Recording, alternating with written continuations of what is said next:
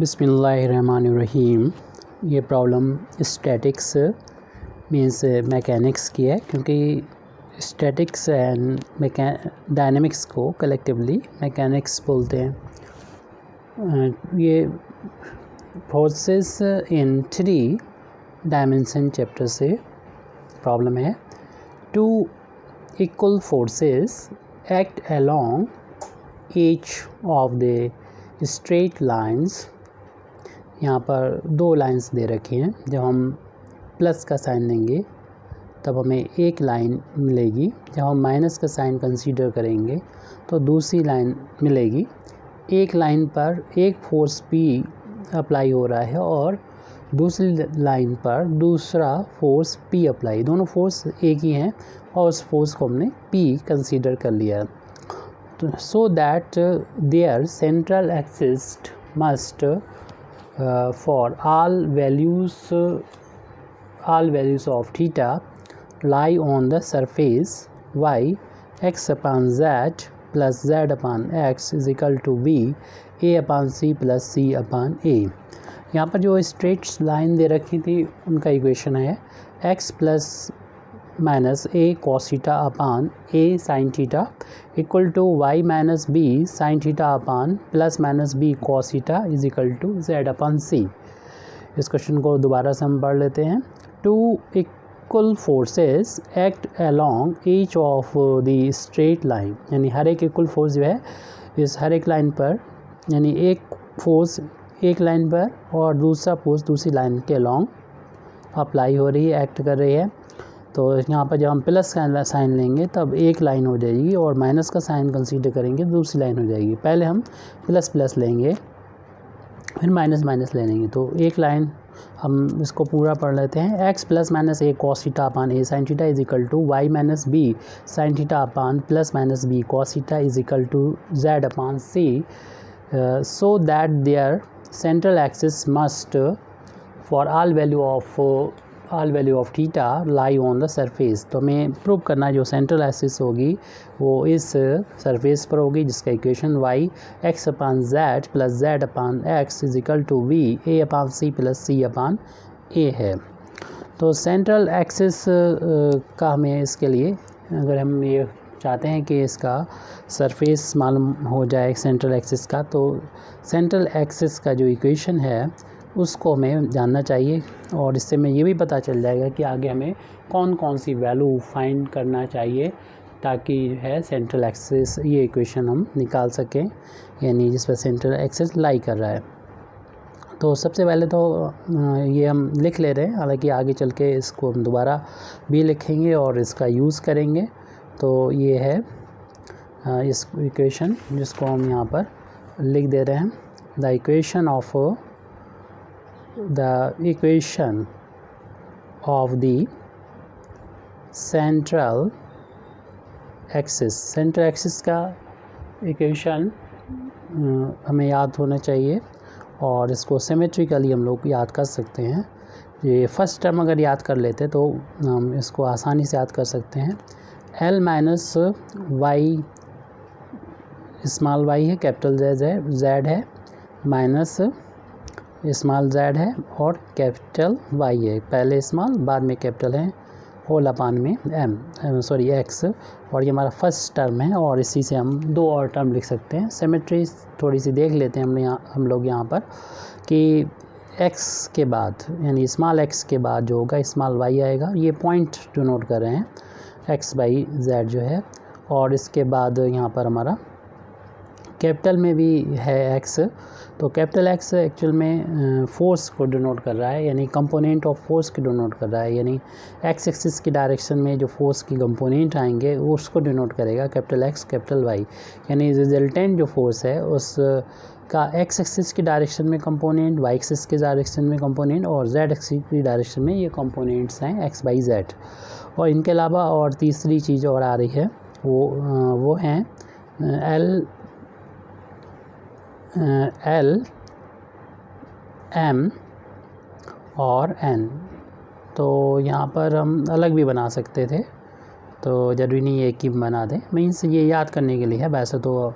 Simple सी बात है कि एल के बाद m आएगा और m के बाद n आएगा और n के बाद l। हालांकि इसमें ज़्यादा 3 ही हैं, रिपीट नहीं होंगे, लेकिन बाकी में सिमेट्री यानी x के बाद y, y के बाद z, z के बाद x भी मिल सकता है, मिलेगा।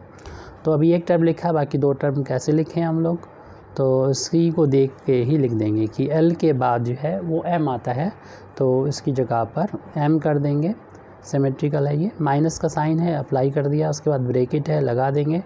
और स्मॉल y की जगह पर स्मॉल y के बाद क्या आएगा, y के बाद z आएगा, तो y की यहाँ पर z कर देंगे। और फिर यहाँ पर कैपिटल Z है, तो कैपिटल Z के बाद कैपिटल X आएगा, वो लिख देंगे यहाँ पर। फिर माइनस का साइन है, अप्लाई कर दिया, स्मॉल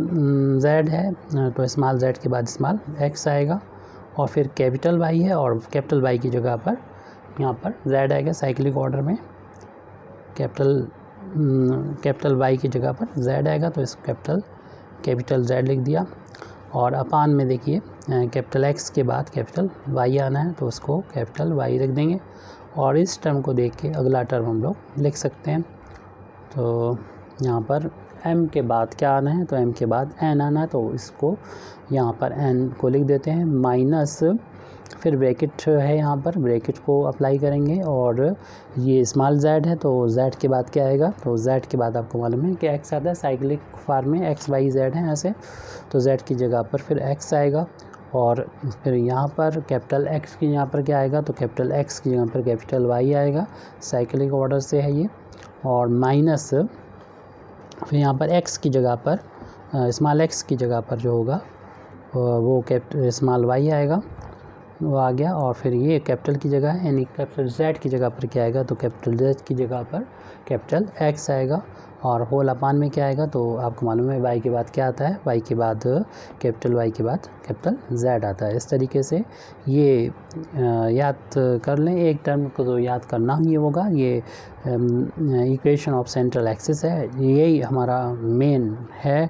क्योंकि इस इक्वेशन को अगर हम फाइंड कर सकते हैं तो हम यहाँ पर जो पूछा गया हमसे सेंट्रल एक्सिस का जो लोकस है, जो कि एक सरफेस है, वो हम प्रूव कर पाएंगे। लेकिन यहाँ पर जो टर्म आ रहे हैं x y z, हालांकि x y z बता दिया, जो रिजल्टेंट फोर्स होगा उसका x एक्सिस और y एक्सिस और z एक्सिस की डायरेक्शन में ये कंपोनेंट को डिनोट कर रहा है। और यहाँ पर जो कैपिटल L हैं और M हैं वो N हैं, ये भी जो रिजल्टेंट मोमेंट ऑफ कपल होगा वो उसके कंपोनेंट हैं, ये x एक्सिस और y एक्सिस और z एक्सिस की डायरेक्शन में। तो इनको फाइंड कैसे करें, और ये अलग अलग फोर्सों के भी लिए निकालना होगा, और बाद में इनका जो है वो रिज़ल्ट, इसीलिए बोला रिजल्टेंट के ये हैं जो फोर्स होंगे, पहले हम उनके लिए x y z की वैल्यू निकालेंगे और L M N की निकालेंगे अलग अलग, यानी एक फोर्स, हालांकि दोनों इक्वल हैं P और P, लेकिन वो लाइन ऑफ एक्शन अलग होगा, तो इसलिए उनके कंपोनेंट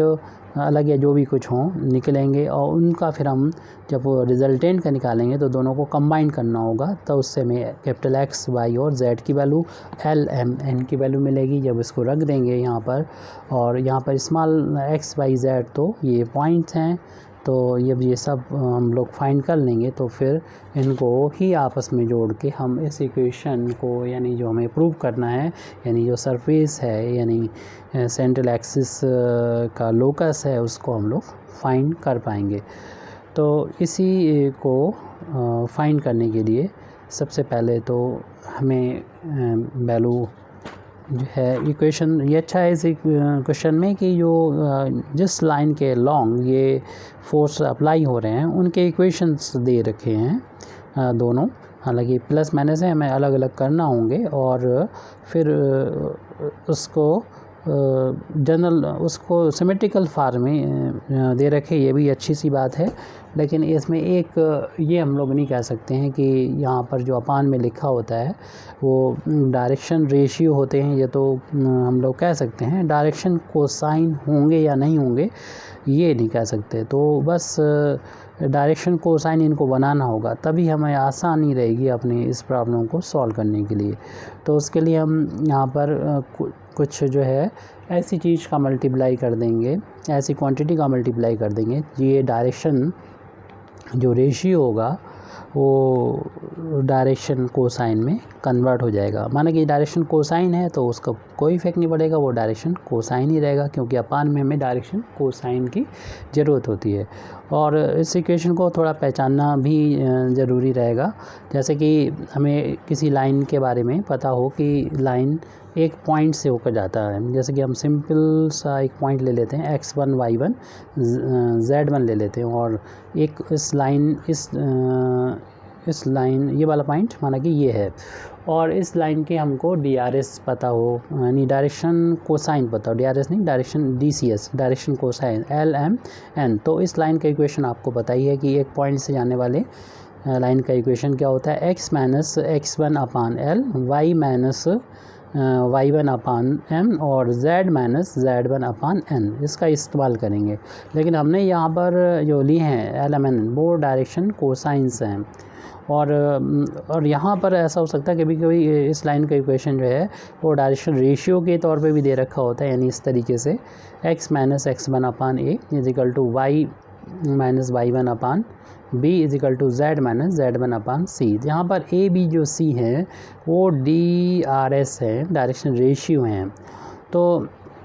डायरेक्शन रेशियो से हमें डायरेक्शन कोसाइन में बदलना होगा, तो उसमें बस आपको एक नंबर से मल्टीप्लाई करना होता है, वो उसमें बदल जाएगा। हालांकि वो सवाल पे कोई इफेक्ट नहीं डालेगा, हम उसे हालांकि मल्टीप्लाई में लेके और डायरेक्शन कोसाइन में कन्वर्ट कर देंगे जो गिवन लाइंस दे रखी है। अभी सवाल की शुरुआत नहीं हुई है, जब हम लोग सवाल की शुरुआत करेंगे, अभी प्लानिंग है हम लोग किस तरीके से इसको सॉल्व करेंगे, और उसके बाद इसे हम लोगों को आगे बढ़ाना है। अब सवाल की शुरुआत कर देते हैं, यहाँ से सवाल की शुरुआत कर देते हैं। तो सबसे पहले तो हम उन फोर्सेस के बारे में, क्योंकि हमने कहा कि दो इक्वल फोर्स लग रहे हैं, उनका नाम हमने बोल दिया था, क्योंकि मेरे माइंड में था हम उनको P लिखेंगे, तो इसलिए हम उनको बता देते हैं।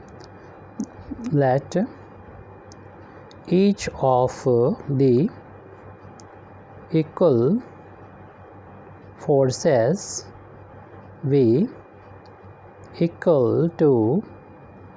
Capital P। हमने यानी दोनों फोर्स जो दे रखे थे उसे P मान लिया। अब दो फोर्स हैं तो इनमें से एक फोर्स को, क्योंकि अलग अलग लाइन पे लग रहे हैं, तो पहले हम एक लाइन पर जो लग रहा है उसके बारे में बात कर लें, और उस फोर्स के X axis, Y axis, Z axis की डायरेक्शन में जो कंपोनेंट हैं हर तरीके के, मतलब फोर्स के रिस्पेक्ट में, और couple of moment of couple के फॉर्म में उसको फाइंड कर लें। तो पहले वाले फोर्स की हम बात कर रहे हैं, पहला दूसरा ना कुछ नहीं, तो एक फोर्स की बात कर रहे हैं। तो हम लिख देते हैं फोर्स, यानी पहले वाले फोर्स का हम कंसीडर कर रहे हैं माइंड में। फोर्स P, दो फोर्स है, एक ही है, तो इसलिए थोड़ी दिक्कत आ रही है। Force P acts along D line. तो इसमें लाइन का इक्वेशन तो हमें दे रखा था, बस जैसे कि हम पहले बता चुके हैं कि लाइन को हम जो अपान में दे रखी वैल्यू वो DRS होती है, तो उसको DCS में हमें कन्वर्ट करना होगा। तो सबसे पहले हम यहाँ पर प्लस वाला साइन दें, क्यों दो लाइनें हैं, इनको हमें अलग अलग करना है, दो अलग फोर्स अलग अलग लाइन पे लग रहे हैं। तो आप पीछे देख लीजिएगा, हम इसको देख के लिख देते हैं। x plus a cos theta upon में है a sine theta is equal to y minus b sine theta upon, इसमें भी प्लस वाला साइन ले लेंगे, यानी पहले प्लस लेंगे तो पूरा प्लस ही प्लस लेंगे, और ये z अपान c। अभी जैसे इक्वेशन हमको दे रखी थी उसको हमने लिख लिया है, लेकिन यहाँ पर जैसे कि हम अभी बता चुके हैं आपको, ये जो है वो DRS को डिनोट कर रहे हैं। तो DCS के लिए हमने ये मान लिया कि अगर हम इसमें म्यू से मल्टीप्लाई कर दें, अगर म्यू से मल्टीप्लाई कर देंगे या फिर कोई भी नंबर से म्यू है लेमडा से डिवाइड कर दें या मल्टीप्लाई कर दें, तो ये मान लें ये बन गए DCS बन गए, डायरेक्शन कोसाइन बन गए। और वो बताएगा कैसे, मतलब कैसे पता लगेगा, उसकी ये पहचान होती है कि डायरेक्शन कोसाइन, जैसे कि यहाँ पर थे LMN थे,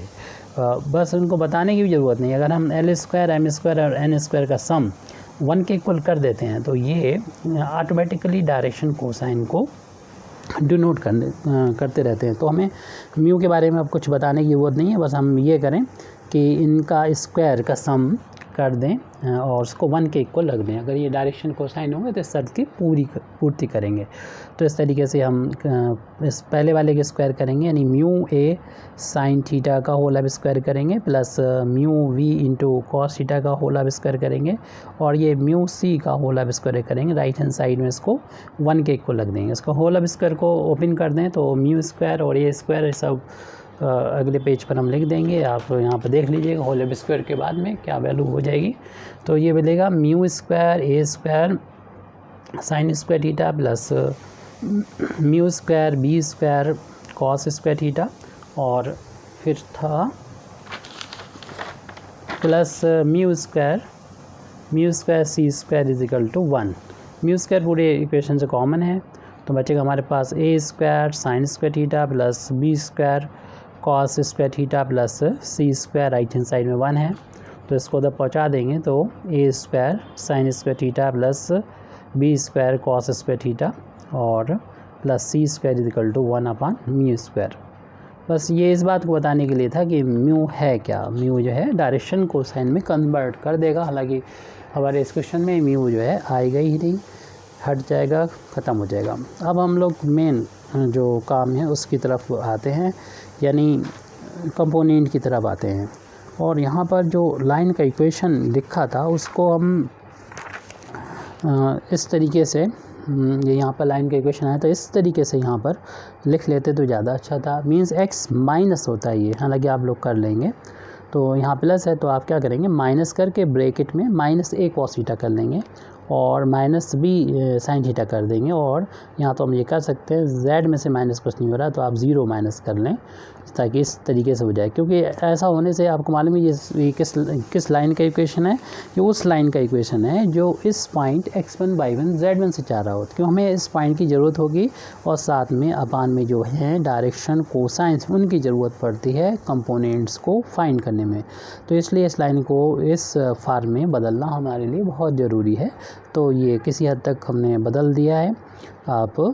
ये समझ लिया होगा कि इसे लिख सकते हैं x माइनस और ब्रैकेट में माइनस ए कॉस थीटा, क्यों ब्रैकेट ओपन होगा माइनस माइनस प्लस हो जाएगा। तो x1 की वैल्यू समझ में आ गई, minus A cos theta. y1 की वैल्यू इससे कंपेयर करेंगे, y1 की वैल्यू हो जाएगी b साइन थीटा और z1 की वैल्यू 0 हो जाएगी। तो इसकी हेल्प से हम लोग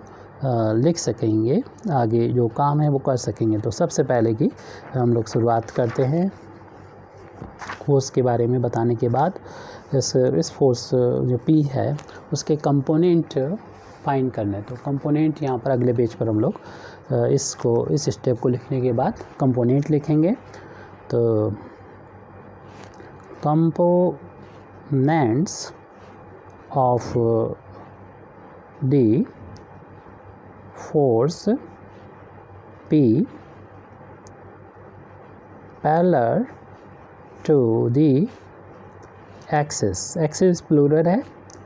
यहाँ पर और वो डिनोट कर रहा है कि x एक्सिस y एक्सिस और z एक्सिस के जो पैरेलल हैं उन फोर्सेस के कंपोनेंट हम यहाँ पर लिखें। तो सबसे पहले तो हम यहाँ पर जो वैल्यू लिखेंगे वो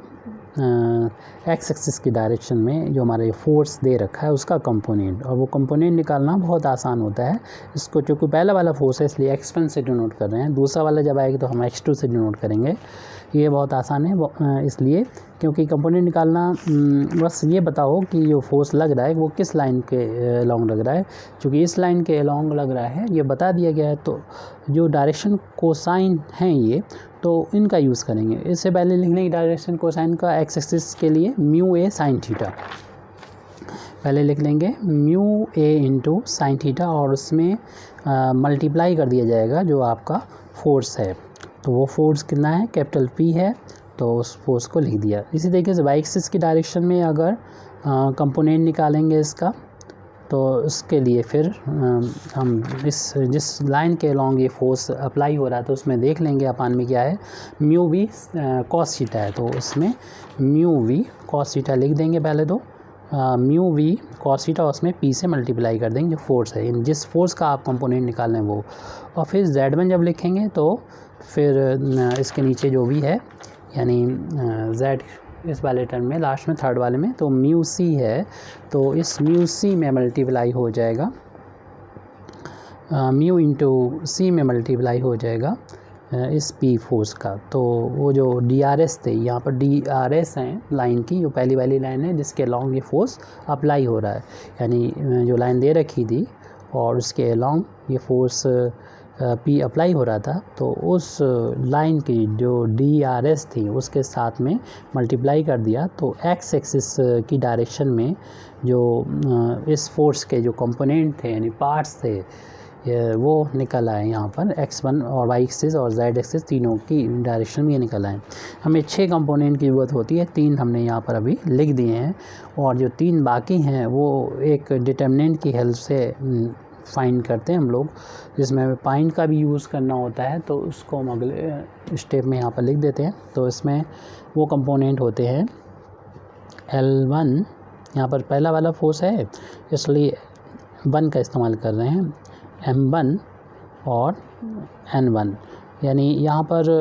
L, M, N जो होते हैं वो respectively x, y, z axis में component of movement of couple को डिनोट कर रहे हैं, यानी ये कंपोनेंट ये फोर्स के कंपोनेंट हैं L1, M1, N1, कौन से कंपोनेंट, मूवमेंट ऑफ कपल के। तो ये एक डिटर्मिनेंट से निकलते हैं, इस डिटर्मिनेंट को आप याद कर लिए, थर्ड ऑर्डर की एक डिटर्मिनेंट है और ये वेक्टर फॉर्म में होती है, यानी फर्स्ट रो जो होगा इसका आई कैप, जे कैप और के कैप होता है, और सेकंड रो जो होता है वो ये फोर्स जिस लाइन पे, ये यहाँ पर कुछ भी नहीं है, जिस लाइन के अलॉन्ग ये फोर्स अप्लाई हो रहा है वो लाइन किसी एक पॉइंट उस पर पता होना चाहिए, वो पॉइंट हमें उस लाइन के इक्वेशन से पता होता है, वो लाइन का इक्वेशन जो कि हमें क्वेश्चन में दे रखा है और उससे पता हो रहा है कि वो किस पॉइंट से पास होता है, क्योंकि इस लाइन की कंपेयर आप आराम से इससे कर देंगे और इस यहाँ से हमें x1 की वैल्यू मिल जाएगी। यहाँ पर हम लिख भी दे रहे हैं, हमारे पास जगह है तो लिख देते हैं, यहाँ पर x1 की वैल्यू हो जाएगी माइनस का a,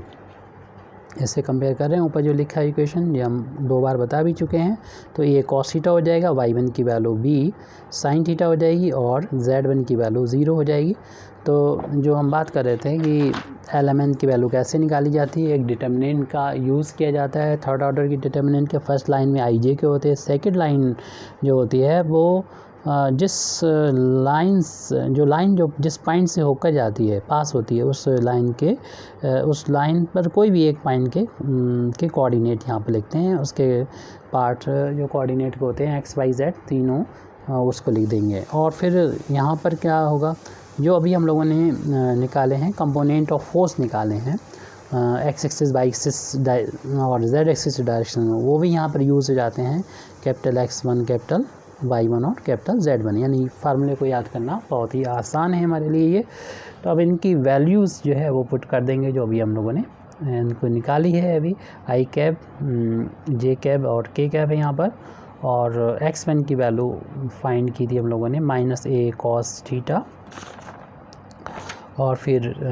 थी यहाँ पर b sin थीटा और 0, ये हमारी सेकंड रो हो गया इस डिटर्मिनेंट का। थर्ड रो में ये ऊपर वैल्यू फाइंड कर ही चुके हैं, यहाँ पर नोट कर दें देख के, तो ये वैल्यू है म्यू, इसमें हम p को पहले लिख लेते हैं, बस ये काम कर रहे हैं ताकि ये इसके साथ में साइन के साथ में मिल ना जाए, तो इसे म्यू a के बाद हम कैपिटल P लिख दे रहे हैं, फिर साइन को लिख देंगे, बाकी तो कोई दिक्कत नहीं है, म्यू v और फिर कैपिटल P cos थीटा लिख दें, और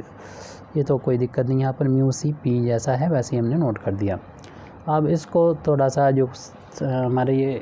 थर्ड ऑर्डर की डिटर्मिनेंट है उसको सॉल्व करके हम चाहेंगे कि जिस तरीके से लेफ़्ट हैंड साइड में है ये कंपोनेंट की फॉर्म में लिखा है, ऐसे यहाँ पर भी आ जाए, तो उसके लिए एक्सपेंड करना होगा इस डिटर्मिनेंट को। तो i के कोफिशिएंट, i से जाने वाले रो और कॉलम को छुपा लेंगे और क्रॉस मल्टीप्लिकेशन यहाँ पर कर दिया जाएगा। तो क्रॉस मल्टीप्लिकेशन करेंगे तो इसका इंटू जब यहाँ पर करेंगे तो ये वैल्यू मिलेगी, पहले हम साइन को बाद में लिखेंगे, तो b mu C p into sine theta, तो i को छुपाया और इंटू किया इसका इंटू इसमें करेंगे, क्योंकि ये 0 है तो टोटल वैल्यू ये दूसरी वाली 0 हो जाएगी, तो हम फिर भी लिख देते हैं इसको। फिर इसका sign alternate positive negative positive होता है, तो माइनस का जे लिख के और जे से जाने वाले रो को छुपा लीजिए, कॉलम को, और इसका क्रॉस में मल्टीप्लिकेशन कर दिए। जैसा भी आप सॉल्व करते हैं उस तरीके से डिटर्मिनेंट को सॉल्व कर लीजिए। तो इसका इंटू इसमें गया तो माइनस पहले लिख दें A mu C P into cos theta, इसका इंटू इसमें हो गया। फिर इसका इंटू इसमें करेंगे, क्योंकि ये 0 है तो 0 लिख दीजिए, और प्लस का के कैप, और यहाँ पर के से जाने वाले रो और कॉलम को छुपा देंगे, और इसका इंटू इसमें माइनस इसका इंटू इसमें। हमारे पास शायद जगह कम बचे तो हम इसको नीचे लिखना पड़ेगा यहाँ पर के कोफिशिएंट को। तो इसका इंटू इसमें करेंगे तो ये वैल्यू आ रही है माइनस, पहले लिख दीजिए माइनस ए बी, और इसके बाद म्यू भी है, पी भी है, और cos into cos, cos square theta हो जाएगा। और ये के छुपाने के बाद इसका इंटू इसमें, इसका माइनस इसका इंटू इसमें करेंगे तो फिर ये है इसमें भी आ रहा है म्यू, चलिए म्यू पहले लिख दिया हमने, चलिए लिख देंगे ए बी लिखा था, ए बी और फिर म्यू पी, उसी तरीके से जैसे पिछला टर्म लिखा, और साइन में साइन का इंटू होगा तो साइन स्क्वायर थीटा हो जाएगा। अब इस ब्रैकेट को बंद कर दें, क्योंकि हमने ये पूरा कंप्लीट कर लिया। अब इसको और थोड़ा सा सॉल्व कर लें, तो इससे तो एज इट लिखना होगा, इसमें तो कुछ नहीं कर सकते। ये वैल्यू बचेगी तो इसको बचेगी, इसको ब्रैकेट में हम लिख देते हैं, यानी हम इसको पहले बी और सी लिख दें, बी सी म्यू और पी साइन थीटा, इसको ब्रैकेट में बंद कर दें। ये हमारा आई कैप का कोफिशिएंट है, और ये माइनस माइनस प्लस हो जाएगा, और इसको पहले लिख दें, यानी ए सी को, यानी सी ए करके लिख देते हैं सिमेट्रिक ऑर्डर में। फिर म्यू लिख दें और पी लिख दें कॉस थीटा, किसी को पहले बाद में लिखा जा सकता है जे कैप। अब यहाँ पर हमें कुछ कॉमन नज़र आ रहा था, बहुत कुछ कॉमन है, ए बी म्यू पी सब कॉमन है, माइनस भी, तो हम यहाँ पर माइनस भी कॉमन ले लेते हैं। A B mu P, mu into P भी कॉमन ले लेते हैं, तो पहले वाले में यहाँ पर कॉस स्क्वायर बचेगा, और चूँकि माइनस कॉमन हो गया तो प्लस हो जाएगा यहाँ पर साइन स्क्वायर, जिसकी वैल्यू तो 1 के इक्वल होती है, आपको पता ही है। और जो के कैप है यहाँ पर उसको जगह नहीं हमारे पास, तो यहाँ पर मल्टीप्लाई करके के कैप भी लिखना होगा, जिस तरीके से आई जे और लिखे हैं उस तरीके से। तो इस टर्म में तो हमें कुछ भी नहीं करना है, और ये हमारे पास लेफ़्ट हैंड साइड में ये वैल्यू चल रही है, उसी के बराबर लिखना है L1i प्लस का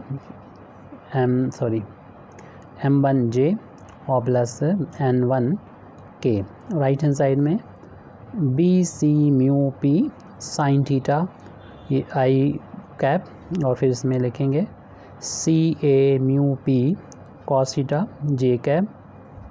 क्योंकि ये वैल्यू 1 के इक्वल आ जाएगी तो सिर्फ ये बचेगा माइनस का ए बी म्यू पी और के कैप। यहाँ पर दो वेक्टर आपस में इक्वल हैं, और जब दो वेक्टर इक्वल होते हैं तो उनके कंपोनेंट भी इक्वल होते हैं। तो आई का कोएफिशिएंट यहाँ पर L1 है, और यहाँ पर आई का कोएफिशिएंट है B C mu P sine theta, तो वो आपस में इक्वल हो गया। इनकी वैल्यू निकालना हमारे लिए ज़रूरी है, तभी हम निकाल सकते हैं LMN। हालांकि अभी हम पहले वाले फोर्स के लिए LMN की वैल्यू निकाल रहे हैं, ऐसे में सेकंड वाले फोर्स के लिए भी LMN की वैल्यू फाइंड करना होगी, और उनको जब ऐड करेंगे तभी हम रिजल्टेंट का लिए LMN की वैल्यू निकाल सकेंगे। तो अभी MN की वैल्यू, यानी J का कोएफिशिएंट M1 है, यहाँ पर J का coefficient CA mu P cos theta है, और इधर K कैप का कोएफिशिएंट N1 है, और यहाँ पर है माइनस AB म्यू P है इसका कोएफिशिएंट। तो ये वैल्यू हमने जब लिख दी है सारी, तो यानी 6 कंपोनेंट, यानी 3 पहले निकाल लिए थे, x1 y1 z1, और अभी L1 M1 और N1। तो इस फोर्स एक P के लिए निकाल लिए। ऐसी जो दूसरा फोर्स भी P है वो दूसरी लाइन के अलॉन्ग अप्लाई हो रहा है, तो उसके लिए भी इन्हीं 6 कंपोनेंट को सेम प्रोसीजर से निकाल लेंगे, तब हम जो है वो यूज़ कर पाएंगे इक्वेशन ऑफ सेंट्रल एक्सिस। और जब सेंट्रल एक्सिस का यूज़ करेंगे उसको फिर हम सॉल्व करके उस का लोकस जो हमसे पूछा गया है, तो पता चल जाएगा कि जो लोकस ऑफ सेंट्रल एक्सिस होगा वो गिवन कर्व होगा, जो हमें प्रूव करना है वो कर्व सरफेस होगा तो प्रूव हो जाएगा। तो यही प्रोसीजर हम दूसरे फोर्स के लिए भी यहाँ पर अप्लाई करना होगी। तो ये हम लोग दूसरे फोर्स के लिए अब बात करेंगे। तो कंपोनेंट, तो इसको आगे हमें लिखना चाहिए फोर्स, दूसरा फोर्स जो कि P ही है। तो force P acts along the line, दूसरी लाइन जो गिवन लाइन है उसी में दोनों कंबाइन करके दे रखी थी जगह की बचत की वजह से, एक में प्लस का साइन और दूसरे में माइनस। अब हम जो साइन लेंगे माइनस वाले ही लेंगे, वो प्लस वाले पहले फोर्स के लिए ले चुके हैं, तो इसको यहाँ पर लिखना है और माइनस का यूज़ करना है। तो ये इक्वेशन देख लीजिएगा आप पीछे, ये है x minus A cos theta upon A mu sine theta. हालांकि जो इक्वेशन है वहाँ पर म्यू तो नहीं दे रखा है, और चूँकि यहाँ पर जो अपान में लिखी है वैल्यू वो सेम है, और जब सेम है वैल्यू तो अगर उसमें म्यू से मल्टीप्लाई कर दिया जब पहले वाले जो नंबर का है, तो फिर जो वैल्यू आएगी वो सेम तो नहीं रहेगी, क्योंकि वहाँ पर तो ये तो सेम है लेकिन ये वैल्यू अलग है। लेकिन आपको पता है कि जो हम पता कैसे होता है कि ये डायरेक्शन कोसाइन है, उनका स्क्वायर का सम करते हैं 1 आ जाएगा, क्योंकि वो इस लाइन के इक्वेशन में और जो भी लिखी है बाद में उसमें सिर्फ माइनस का फर्क है, और चूँकि होल अब स्क्वायर जब करेंगे m वाले पोर्शन वाले का तो वो चूँकि प्लस ही हो जाएगा और उसकी वैल्यू 1 आएगी, और 1 आना ही इस बात की गारंटी है कि ये जो अपान में जो लिखी हैं वैल्यू वो जो है वो डायरेक्शन कोसाइन है। तो ये हमें कंफर्म हो गया डायरेक्शन कोसाइन है, तो इसलिए हम इसको उस तरीके से दिखाने की अब ज़रूरत है नहीं, क्योंकि उसका यूज़ भी नहीं है यहाँ पर इस क्वेश्चन में। लेकिन हमारा यूज़ इनका जो है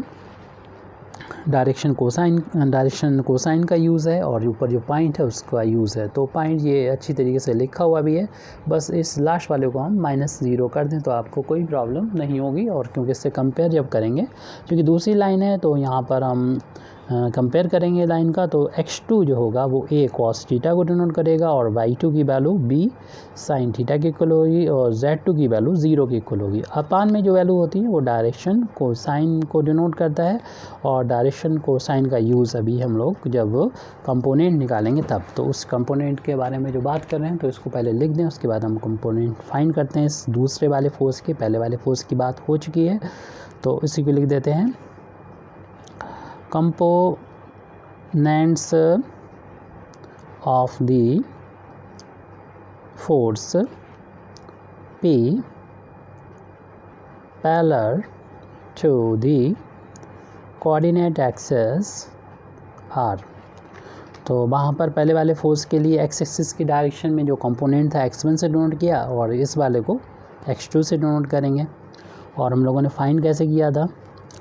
जो DRS थी लाइन की, जिस लाइन के लॉन्ग ये फोर्स अप्लाई हो रहा था उसको x एक्सिस की बात कर रहे हैं, तो ये x के नीचे जो था वो लिखा था a म्यू साइन थीटा, और जिस फोर्स को ये कंपोनेंट निकालना है उसमें मल्टीप्लाई कर दो, क्योंकि फोर्स यहाँ पर भी p ही है तो इसलिए ये कंपोनेंट हो गया a mu sine theta into p।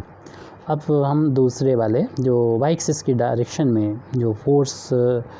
y axis की डायरेक्शन में दूसरे वाला फोर्स जो P है यहाँ पर, उसका कंपोनेंट निकालेंगे, उसके टुकड़े निकालेंगे, उसके हिस्से निकालेंगे। तो उसके लिए यहाँ पर ये जो वैल्यू है उसको लिखना होगा विथ साइन माइनस का mu b cos theta into P कर देंगे। और फिर z कैपिटल Z2 की बात कर रहे हैं तो उसमें भी यही करेंगे, c म्यू हो जाएगा, c म्यू में मल्टीप्लाई हो जाएगा इस कैपिटल P का। तो यहाँ पर x बाई z हम लोगों को पता हो गया, यानी x2 बाई 2 z2 मालूम हो गया। अब जो अभी हम लोगों ने निकाला था कंपोनेंट ऑफ इसको यहाँ पर हमने लिखा नहीं, तो यहाँ पर हम लोग इसको लिख भी दे सकते थे। यहाँ पर पहले वाले जो निकाला था, अगर नहीं भी लिखा तो चल जाएगा, आपको कोई प्रॉब्लम नहीं है। एक्चुअल में हमने निकाला कि आपको पता होना चाहिए ये components of moment of couple is given by. तो ये कैसे दिए जाते हैं, ये एक डिटर्मिनेंट से दिए जाते हैं जो हमने दे के फिर निकाल लिए थे। इसी चीज़ को हम यहाँ पर दोबारा से लिख देंगे ताकि हमारे लिए ये बेहतर हो। तो लिखेंगे कंपोनेंट्स ऑफ, दूसरे वाले के लिए लिख रहे हैं, moment of couple is given by. ये कैसे दिए जाते हैं, ये दिए जाते हैं वो दूसरा वाला है तो L2y प्लस का M2j कैप प्लस का N2 k कैप। तो राइट हैंड साइड में आपको मालूम ही है यहाँ पर I j k होता है, और सेकंड वाली रो में क्या होता है, जो दूसरा फोर्स है जिस लाइन से वो पास हो रहा है उस लाइन पर किसी भी पॉइंट के कोऑर्डिनेट, क्योंकि हमारे जो लाइन का इक्वेशन है सामने ये लिखा हुआ है, तो इसमें हमें एक पॉइंट बड़े आराम से नज़र ही आ रहा, तो जिसको हमने यहाँ पर निकाल के रखा हुआ है, यानी इसे नाम दिया जाता है x2 y2 z2, इस्तेमाल में है ये। और जो कैपिटल में होगा capital x2 capital y2 z2 जो ऊपर फाइंड कर चुके हैं, क्योंकि ये प्रोसेस रिपीट हो रही है इसलिए ज़्यादा बताने की ज़रूरत नहीं है। इसको हम वैल्यू को पुट कर देते हैं, इसके बारे में भूल गए तो रिपीट कर लेंगे वीडियो को। तो ये वैल्यू थी a cos theta, b sin theta और 0, और फिर इसके बाद कैपिटल x की सारी वैल्यू ऊपर निकाल चुके हैं। a mu into sine theta into capital v minus, थोड़ी जगह आप बीच में बना लीजिएगा, हमने पास कर दिया, माइनस b, यानी ये रो अलग, ये कॉलम अलग है, ये कॉलम अलग है, mu v cos theta into p, और फिर ये कॉलम अलग, थोड़ा सा मिक्स हो रहा है यहाँ पर, इसको हम हटा के यहाँ पर कर देते हैं थोड़ी दूरी पर k कैप, और फिर यहाँ 0 था, ये हट कुछ भी नहीं है, और यहाँ पर Z2 की कैपिटल Z2 की वैल्यू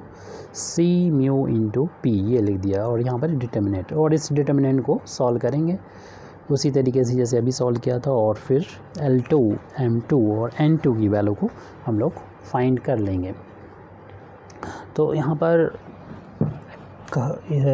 इसको एक्सपेंड करेंगे तो i को बाहर, i को छुपा लेंगे और क्रॉस में मल्टीप्लिकेशन हो जाएगा इनका, तो ब्रैकेट क्लोज, इसका इंटू इसमें करेंगे, तो इसको पहले लिख दें, साइन को बाद में लिखेंगे हम लोग। तो b इसका ले लेंगे और c mu p sign theta, और फिर इसका इंटू इसमें करेंगे, क्योंकि ये वाला 0 है तो ये वैल्यू 0 हो जाएगी जैसे पहले भी हो चुका है। फिर उसके बाद इसका साइन चूँकि माइनस होता है, हालांकि सॉल्व करने के कई तरीके होते हैं, हमारा अगर हम माइनस ले रहे हैं तो फिर हम क्रॉस में इंटू करेंगे, तो इसका इंटू इसमें करेंगे, फिर इसका इंटू इसमें करेंगे, तो फिर इसमें भी हम सी ए और म्यू पी कॉस थीटा लिख देंगे और इन माइनस 0, फिर इसके बाद के कैप आएगा, के कैप, और इस के कैप से आने वाले रो कॉलम को छुपाएंगे, इसका इंटू इसमें माइनस इसका इंटू इसमें, लगता है इसमें भी वही प्रोसीजर अप्लाई हो रहा है यहाँ पर। तो ये वैल्यू आ जाएगी माइनस के A B mu P cos into cos cos square theta आ जाएगा, और थोड़ी जगह बची हुई है, माइनस इसका इंटू इसमें करेंगे, माइनस का होगा, और इसमें भी यही चीज़ें आएंगी, यानी a आएगा, b आएगा, म्यू आएगा, p आएगा, और sine into sine, sine square हो जाएगा, वहाँ नहीं आ पा रहा, हम यहाँ पर इंटू में है साइन स्क्वायर थीटा नीचे लिख दे रहे हैं और ब्रैकेट को क्लोज कर दे रहे हैं। थोड़ा सा सॉल्व कर लेंगे, अगले स्टेप में हो जाएगा ये आई कैप, और ये बचा हमारे पास B C mu P sine theta, और माइनस है ये, इसको पहले हम लिख देते हैं सी ए, चलिए इसको आई को पहले लिखा हुआ है सी ए म्यू और पी कॉस थीटा इंटू जे को चाहे पहले लिख दें या बाद में, कोई फ़र्क नहीं पड़ता, ये स्केलर नंबर है, और इसमें से हम कॉमन ले रहे हैं, मिल रहा हमको minus A B mu P, ये कॉमन आ गया,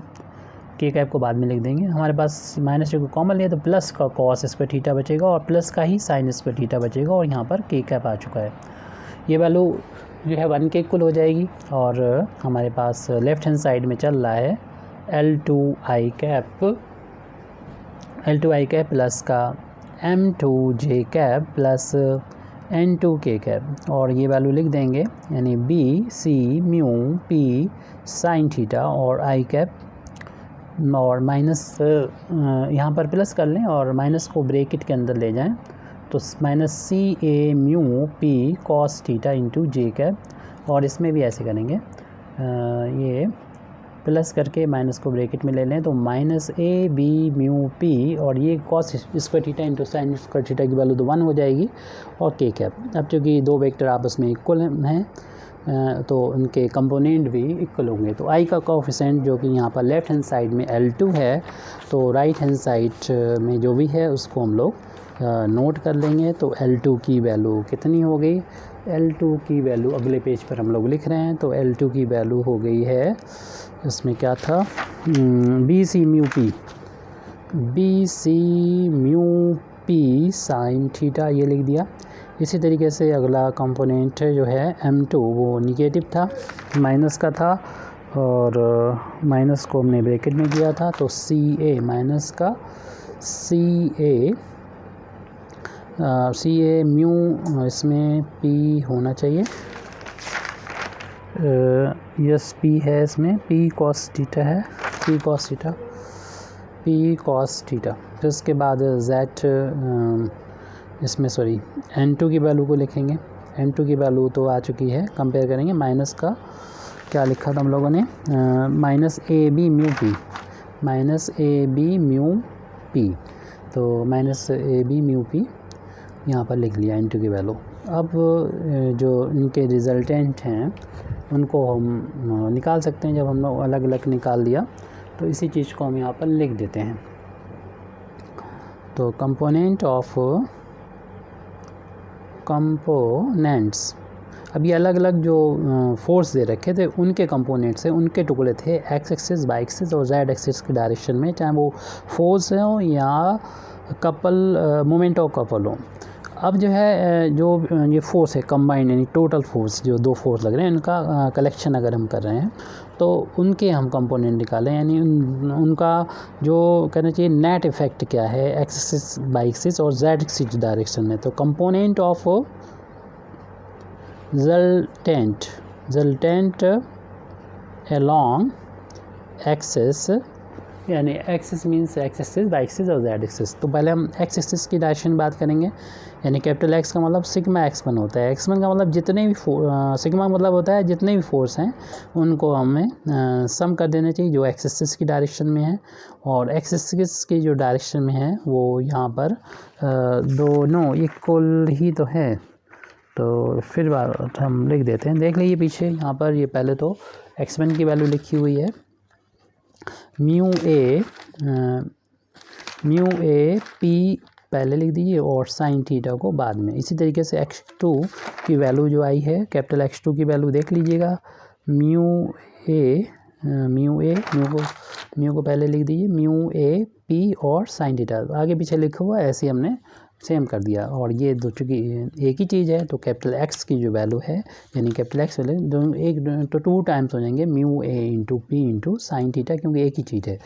तो कैपिटल एक्स निकला है जिस तरीके से, ऐसे ही हम लोग कैपिटल वाई निकलेंगे। कैपिटल वाई का मतलब भी सिग्मा y1 होता है, और उसका मतलब है पहले y1, फिर y1 की जगह पर y2 कर दिया जाएगा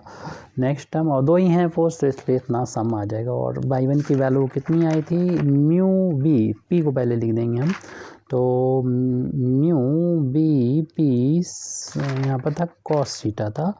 और प्लस करना है, और ये वैल्यू शायद माइनस की होगी y2 की, तो हमने ब्रैकेट लगा लिया है, यस माइनस की है, minus mu B P cos theta, क्योंकि ये प्लस माइनस सेम है, एक जैसे हैं, तो लाइक टर्म में कैंसिल होकर इसकी वैल्यू 0 के बराबर हमारी आ गई, यानी कैपिटल वाई की वैल्यू 0 के इक्वल आ गई, वो यहाँ पर हमने लिखा हुआ है। और कैपिटल एक्स की वैल्यू ये है, वाई की वैल्यू ये है। अब जेड की वैल्यू होगी sigma Z1 means Z1 plus का Z2। Z1 की वैल्यू ये लिखिए, म्यू सी पी, और इसमें Z2 की वैल्यू पीछे देख लीजिएगा, म्यू सी पी है, बस आगे पीछे लिखा हुआ है म्यू सी पी, तो ये 2 टाइम्स हो जाएंगे म्यू सी पी, ये z की वैल्यू है। ये 3 तो कंपोनेंट ये निकाल लिए। अब जो रिलेटेड हैं मोमेंट ऑफ कपल्स है वो भी 3, यानी L M N की वैल्यू भी लिख देते हैं। तो L का मतलब भी सिग्मा L1 यानी L1 प्लस L2 है, तो इन दोनों को ऐड कर लेते हैं। तो L1 कितना था पीछे देखना होगा, हमें L1 निकाला था B C mu P sine theta, और दूसरा वाला यहाँ पर कितना है वो भी देख लीजिए, L2 कितना है, L2 तो ऊपरी हमारा निकला हुआ है, ये ज़्यादा दूर नहीं जाना पड़ेगा हमें, ये भी वही है B C mu P sine theta, ये दोनों हैं एक जैसे, तो 2 टाइम्स हो जाएंगे B C mu P sine theta. अब हमें एल के बाद एम की वैल्यू, कैपिटल एम की वैल्यू यानी रिजल्टेंट की वैल्यू निकालना है, दोनों फोर्स के कंबाइंड इफेक्ट की वैल्यू निकालना है, यानी M1 प्लस M2 की वैल्यू। तो M1 की वैल्यू पीछे से देख लेते हैं हम लोग, M1 की वैल्यू कहाँ पे निकाली थी, M1 की वैल्यू M1 हाँ मिल गया, CA mu P cos theta, CA mu P cos theta है। और अब M2 की वैल्यू जो हमारे ऊपर ही लिखी हुई है यहाँ पर,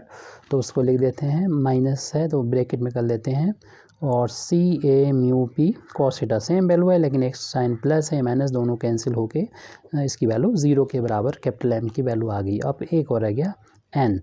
तो वो होगा N1 प्लस N2 होगा, और N1 की वैल्यू है minus A B mu P, और N2 की वैल्यू है वो भी माइनस में है, यानी minus A B mu P. तो ये 2 टाइम्स हैं, दोनों ही माइनस के हैं, तो माइनस के 2 times A B mu P ये आ जाएंगे, यानी हमारे आ गए हैं ये। अब हम लिख सकते हैं, यानी यूज़ कर सकते हैं द इक्वेशन ऑफ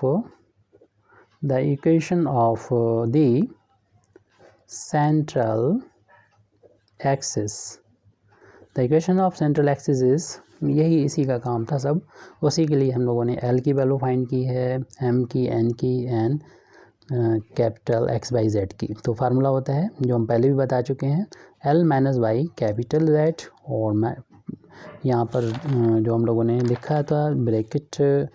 का यूज़ किया था, तो उसमें तो माइनस आ रहा था, और यहाँ पर जो शुरुआत में किया था, अगर हम इस ब्रैकेट को ओपन कर देते हैं तो ये वाला जो साइन है तो माइनस माइनस प्लस हो जाएगा, यानी सेकंड वाले साइन जो होंगे प्लस हो जाएंगे, आप समझ रहे होंगे। तो इसी को हम ओपन करके लिख दे रहे हैं, अब फिर बाद में हमें इसकी वैल्यू भी पुट करना होगी, तो इसलिए ब्रैकेट सही नहीं रहेगा हमारे लिए। प्लस का आप चाहें ब्रैकेट लगा सकते हैं, वही फार्मूला लिख सकते हैं, Z इंटू एस इस तरीके से भी लिखा जाता है, तो ऐसे भी लिख दे रहे हैं हम, is equal to capital M minus small z और capital X plus small x capital Z होगा। इस टर्म को देख के अगला टर्म लिख सकते हैं, जो हम शुरुआत में ही बता चुके हैं, बस एक टर्म तो आपको याद ही करना होगा, कैपिटल N माइनस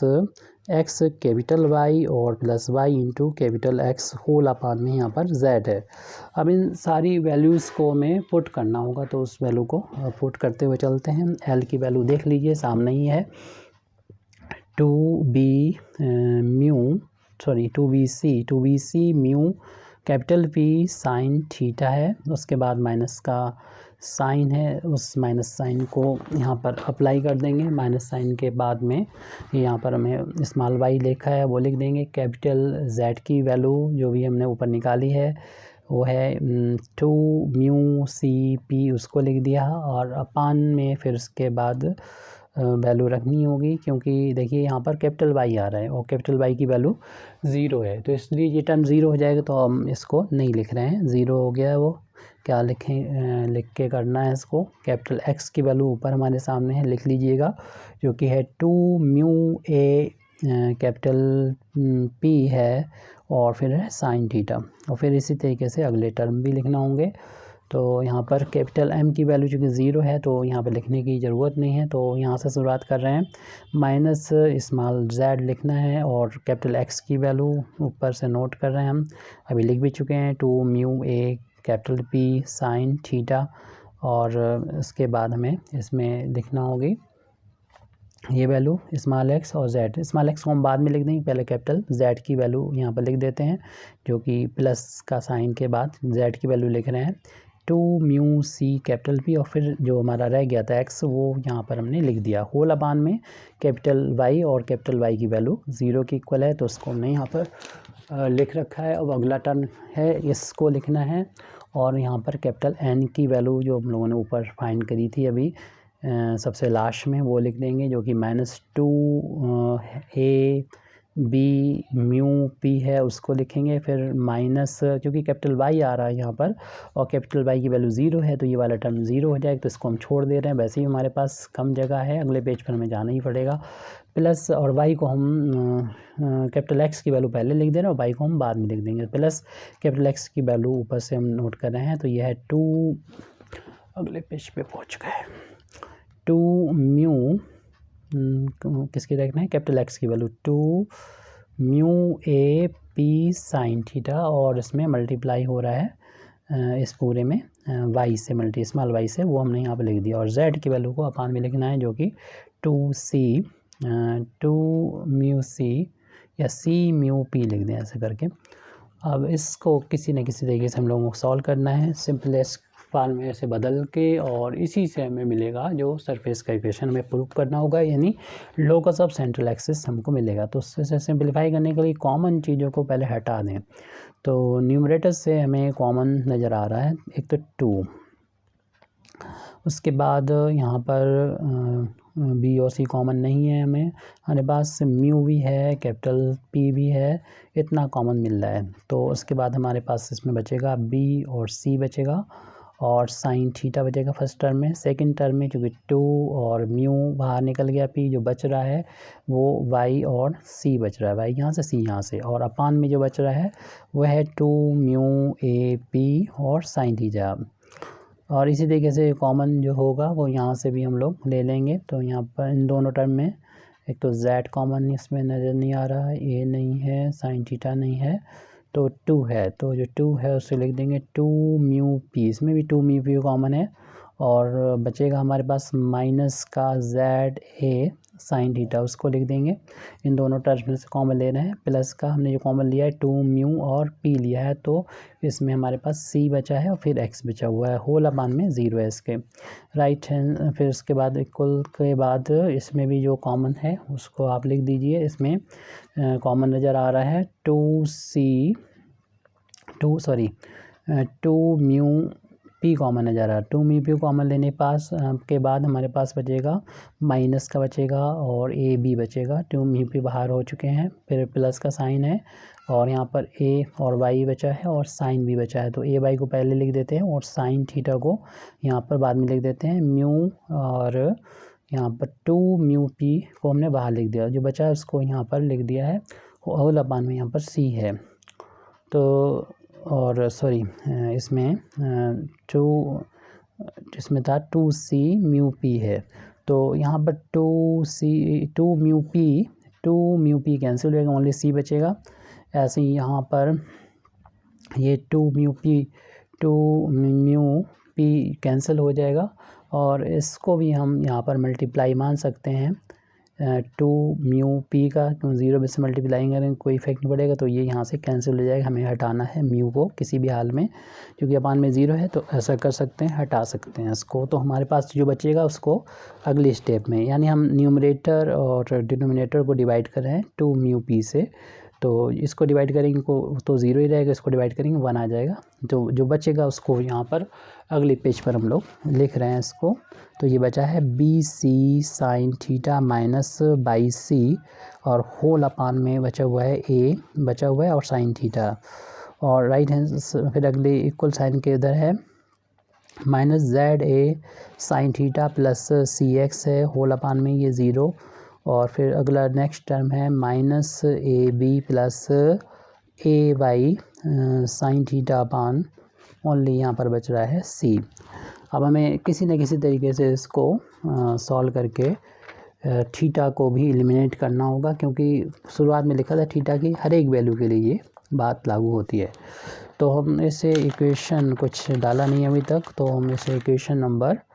ए डाल देते हैं और इसको हम दो दो करके इसको लेके सॉल्व करके थीटा को एलिमिनेट कर देंगे। और जैसे ही थीटा एलिमिनेट होगा तो हमारा कर्व का इक्वेशन आ जाएगा, जो उसकी सरफेस का इक्वेशन आ जाएगा, जो जिस पर लाई करेगा हमारा सेंट्रल एक्सिस। तो हम इक्वेशन नंबर ए से अगले पेज पर यहाँ पर इसको देखेंगे। तो फ्रॉम हम first taking first and second fraction from equation A से, तो ये है B C sine theta minus by C upon A cos A sine theta equal to minus Z A sine theta plus C X upon में zero. तो चूँकि ये zero जो है जब हम उस तरफ ले जाएंगे तो पूरा ये ज़ीरो हो जाएगा और ये वैल्यू जो है ज़ीरो के इक्वल आ जाएगी क्रॉस मल्टीप्लिकेशन करने पर। तो हमें मिलेगा minus Z A sine theta plus C X की वैल्यू ज़ीरो के बराबर। अगर हम इसे ट्रांसपोज कर दें इस टर्म को तो minus Z A sine theta की वैल्यू हो जाएगी माइनस सी एक्स, माइनस से माइनस तो कैंसिल कर देंगे और यहाँ से साइन थीटा की वैल्यू को फाइंड कर लेंगे, क्योंकि हमें ध्यान रहे कि सी यहाँ पर हमें थीटा को एलिमिनेट करना है। तो ए जेड जो बचा हुआ इससे डिवाइड कर दिया। जैसे इक्वेशन नंबर हम 1 डाल देते हैं, आगे चल के इसको हमें यूज़ करते हुए थीटा को एलिमिनेट कर पाएंगे। अच्छी सी चीज़ मिल गई है। अब यहाँ पर हम फर्स्ट और लास्ट जो फ्रैक्शन है यानी रेशियो है उसको ले लेते हैं। तो इक्वेशन नंबर ए से, तो टेकिंग फर्स्ट एंड लास्ट मतलब third fraction from equation number A जो हमने डाला था, 1 भी डाल सकते था। तो ये वैल्यू कितनी है, V C sine theta minus by C upon A sine theta, और इधर है minus A B plus A Y sine theta upon में सी। अब आप इसमें क्रॉस मल्टीप्लिकेशन कर लेंगे। इसमें ओनली सी है तो सी का जब मल्टीप्लाई इस तरफ होगा तो मिलेगा B C square sine square theta minus Y C square, और जब हम इसमें मल्टीप्लाई करेंगे इसको राइट हैंड साइड में बचाएंगे तो दोनों टर्म में इंटू होकर ये इसमें इंटू होगा तो माइनस ए इंटू ए स्क्वायर हो जाएगा बी, और इंटू साइन थीटा लिखेंगे। फिर यहाँ पर साइन है प्लस का वो लगाएंगे, इसका इंटू यहाँ करेंगे ए इंटू ए स्क्वायर होगा, और वाई पहले से चल रहा साइन में साइन का इंटू हो गया साइन स्क्वायर थीटा हो जाएगा। अब इसको थोड़ा सिंपल फार्म में लिख दें, साइन 2 बार है इनको ए की साइड कर लेते हैं। तो इस साइन को जब इधर लेके आएंगे तो B C square sine theta और इसके साथ में प्लस हो जाएगा A square B sine theta. इस टर्म को इधर ले आएँ तो ये माइनस का हो जाएगा A square Y sine square theta, और इस टर्म को जिसमें साइन या कॉस नहीं है राइट हैंड साइड में ले जा रहे हैं तो ये प्लस का हो गया वाई सी स्क्वायर। अब इनमें थोड़ा सा ये बार बार वैल्यू ना रखना पड़े तो इसलिए साइन को कॉमन ले लेंगे, तो साथ में हमें इसमें बी भी कॉमन नज़र आ रहा है, और तो हमारे पास C square plus A square बचेगा। साइन थीटा हमारा कॉमन लेना मेन मकसद था, वो ले लिया है हमने, और minus A square Y into sine square theta is equal to Y C square. ये अच्छी सी बात है, यहाँ पर सब साइन ही साइन है और हमें साइन की वैल्यू पता है, और साइन एलिमिनेट होते ही एक्स बाई जेड में जो इक्वेशन आएगा तो वो इक्वेशन डिनोट करेगा सरफेस के इक्वेशन का, यानी लो का, चूँकि ये चल रहा था इक्वेशन सेंट्रल एक्सिस का, तो ये लिखे जो मिलेगा लोकस ऑफ सेंट्रल एक्सिस मिलेगा, और जो हमको फाइंड करना है यानी सेंट्रल एक्सिस जो जनरेट करेगा सरफेस, वो सरफेस हमको मिल जाएगा। तो इसे चाहे तो इक्वेशन नंबर आप 2 डाल दें, और इक्वेशन नंबर 1 का यूज़ से हम इक्वेशन नंबर 2 में थीटा को एलिमिनेट करें, यानी इक्वेशन 1 और 2 से थीटा को एलिमिनेट करना है। तो आसान है कि वहाँ से थीटा की वैल्यू साइन थीटा की वैल्यू यहाँ पुट कर देंगे। तो इक्वेशन नंबर 1 एंड 2 से तो कैसे मिलेगा, from 1 and 2 the locus of the central axis, तो सेंट्रल एक्सिस मिल जाएगी हमको, तो इसे थीटा जो है हमारा एलिमिनेट हो जाएगा। तो इसे लिखने की ज़रूरत नहीं, यानी इन दोनों इक्वेशन से थीटा को एलिमिनेट कर रहे हैं, और इक्वेशन 1 और 2 का मतलब यही हुआ कि साइन थीटा की वैल्यू को हम यहाँ पर पुट कर दें, क्योंकि हमें ज़्यादा